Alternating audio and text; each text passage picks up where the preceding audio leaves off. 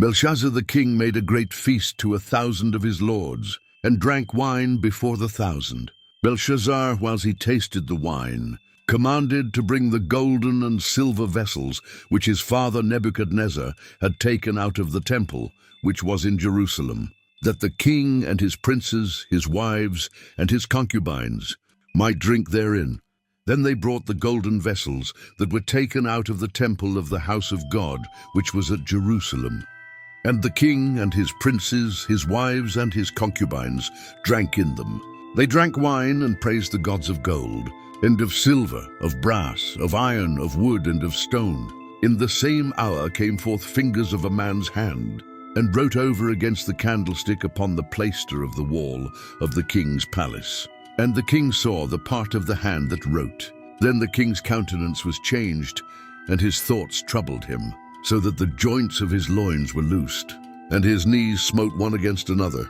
The king cried aloud to bring in the astrologers, the Chaldeans, and the soothsayers. And the king spake, and said to the wise men of Babylon, Whosoever shall read this writing, and show me the interpretation thereof, shall be clothed with scarlet, and have a chain of gold about his neck, and shall be the third ruler in the kingdom. Then came in all the king's wise men, but they could not read the writing, nor make known to the king the interpretation thereof. Then was King Belshazzar greatly troubled, and his countenance was changed in him, and his lords were astonied. Now the queen, by reason of the words of the king and his lords, came into the banquet house, and the queen spake and said, O king, live forever. Let not thy thoughts trouble thee, nor let thy countenance be changed.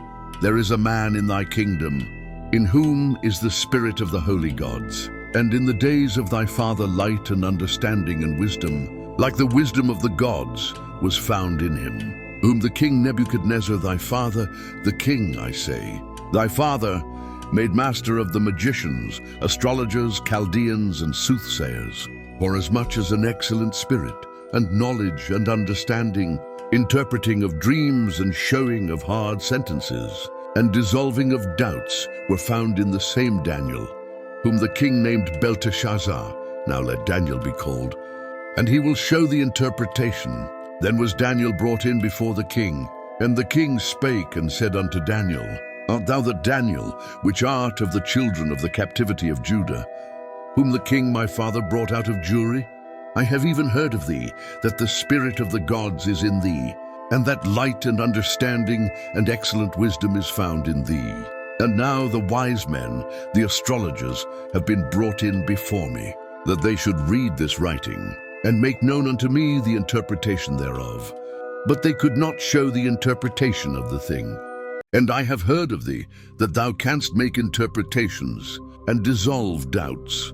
Now if thou canst read the writing, and make known to me the interpretation thereof, thou shalt be clothed with scarlet, and have a chain of gold about thy neck, and shalt be the third ruler in the kingdom. Then Daniel answered and said before the king, Let thy gifts be to thyself, and give thy rewards to another.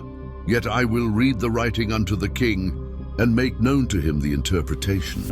O thou king, the most high God gave Nebuchadnezzar thy father a kingdom, and majesty and glory, and honor, and for the majesty that he gave him, all people, nations, and languages trembled and feared before him, whom he would he slew, and whom he would he kept alive, and whom he would he set up, and whom he would he put down. But when his heart was lifted up, and his mind hardened in pride, he was deposed from his kingly throne, and they took his glory from him, and he was driven from the sons of men, and his heart was made like the beasts, and his dwelling was with the wild asses.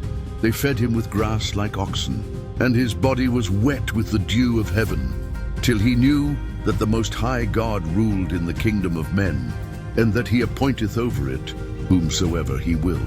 And thou his son, O Belshazzar, hast not humbled thine heart, though thou knewest all this, but hast lifted up thyself against the Lord of heaven. And they have brought the vessels of his house before thee, and thou and thy lords, thy wives, and thy concubines have drunk wine in them. And thou hast praised the gods of silver and gold, of brass, iron, wood, and stone, which see not, nor hear, nor know, and the God in whose hand thy breath is, and whose are all thy ways. Hast thou not glorified? Then was the part of the hand sent from him. And this writing was written.